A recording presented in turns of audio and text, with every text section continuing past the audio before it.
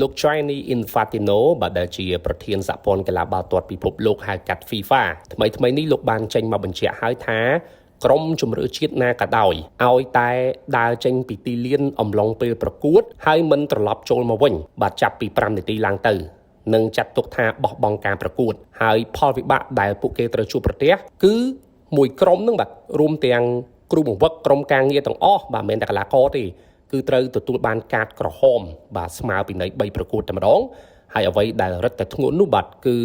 សម្រាប់ឲ្យចាញ់ដោយលទ្ធផល3-0តែម្ដងបាទបើទោះបីជាក្រុមនោះបាទកំពុងតែនាំមកគូប្រកួតប្រមាណគ្រាប់ក៏ដោយអត់ខ្វល់ទេឲ្យតែបោះបង់ការប្រកួតគឺឲ្យចាញ់3-0ដោយស្វ័យប្រវត្តិតែម្ដងគួររំលឹកថាកាលពីព្រឹត្តិការណ៍ជើងឯកទ្វីបអាហ្វ្រិកនៅដើមឆ្នាំ2026នេះបាទក្រុមជម្រើសជាតិសេនេហ្គាល់បានបោះបង់ការប្រកួតដោយការចាក់ចេញពីទីលានលើស5នាទីក្រោយមកសហព័ន្ធកីឡាបាល់ទាត់ប្រទេសម៉ារ៉ុកបានប្តឹងទៅសហព័ន្ធកីឡាបាល់ទាត់ទ្វីបអាហ្វ្រិកបាទទើបមានចំណាត់ការក្តៅបាទទៅលើសេនេហ្គាល់ដោយដកហូតយកពានហើយនឹងមេដាយមាសត្រឡប់មកវិញបាទរឿងក្តីក្តាំងនេះនៅមិនទាន់ដោះស្រាយចេញដល់ឡើយទេបាទបច្ចុប្បន្នកំពុងតែបន្តនីតិវិធីបាទនៅបាទតុលាការ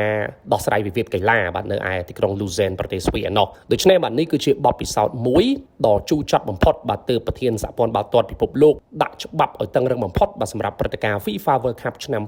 2026ដែលនឹងចូលមកនាពេលដ៏ខ្លីខាងមុខនេះ